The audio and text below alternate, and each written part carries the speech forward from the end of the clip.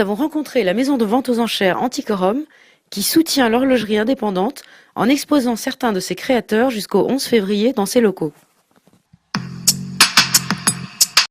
At 1.8, and we all done at $1.8 million full money to everyone, 1.8 sold for $1.8 million.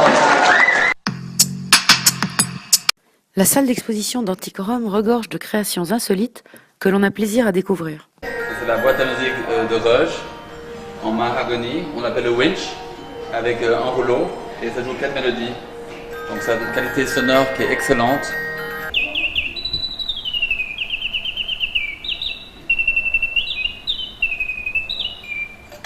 Mais ce sont aussi une dizaine de marques horlogères indépendantes qui s'exposent chez Antiquorum en parallèle du salon GTE à Genève.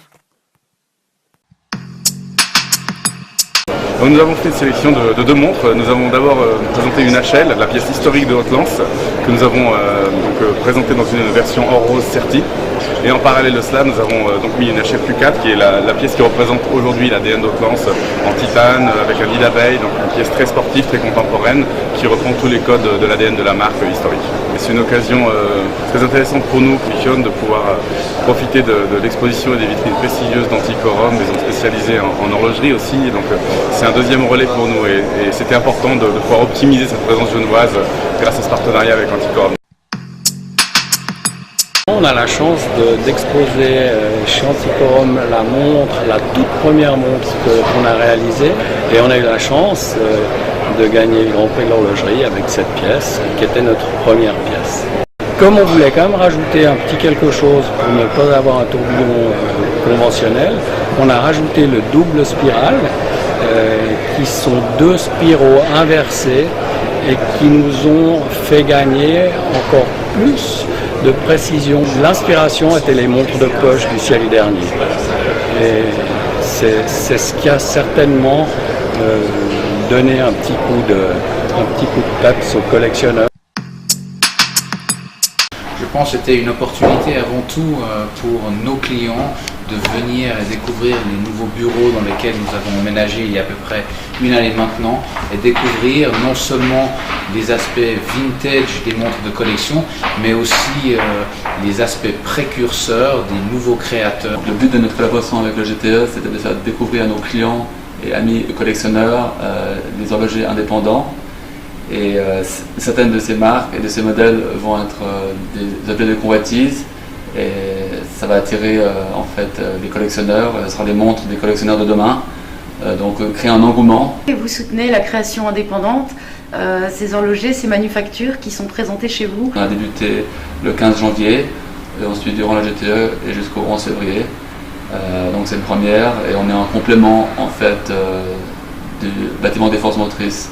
Donc on a fait une sélection d'une dizaine de marques, c'est plutôt le haut niveau qu'on héberge chez nous. Écoutez, les records, c'est clair, ça fait toujours parler, ça fait toujours plaisir dans la presse également, mais je pense qu'avant tout, on cherche à présenter à nos clients des collections ou des ventes thématiques qui ont un certain intérêt pour les collectionneurs. Vous avez atteint notamment des records très médiatisés en proposant sous le marteau d'Antiquorum des modèles ayant appartenu par exemple à Einstein ou encore à Gandhi. Est-ce qu'on peut estimer que la provenance historique particulière d'une montre peut faire s'envoler les enchères? Je pense que dès qu'il y a une provenance qui est liée avec une montre, si on prend simplement l'exemple de la montre qui a été vendue de Steve McQueen, une simple montre qui, sans la provenance, vaudrait à peu près entre 5 et 8 000.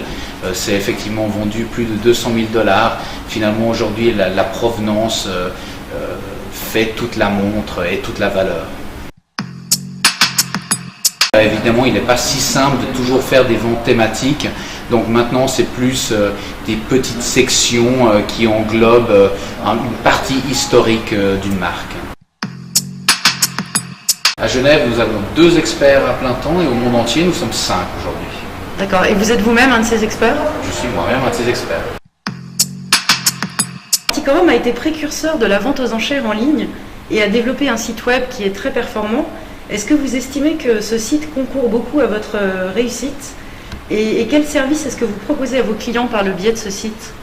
Antiquorum a très vite compris que l'attrait du web était très important à notre développement et nous avons été la première maison de vente aux enchères à offrir le online bidding.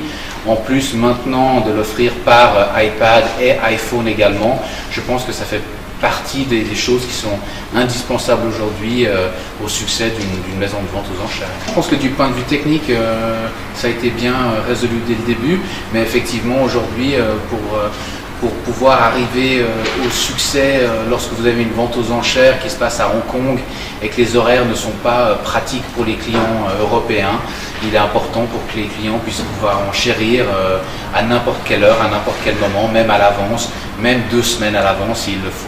Et est-ce que vous pensez que vous avez des nouveaux clients, nouveaux collectionneurs qui viennent à vous par le biais du site uniquement? Il y a des gens qui viennent par le biais du site. Je ne pense pas que ce soit l'activité primaire d'une maison de vente aux enchères, mais je pense que ça permet peut-être de toucher la nouvelle clientèle qui apprend tous les jours sur l'art de collectionner les montres. Peut-être une clientèle plus jeune aussi? Peut-être une clientèle plus jeune, effectivement, et on a besoin de ce renouveau aujourd'hui pour assurer les futures générations de collectionneurs.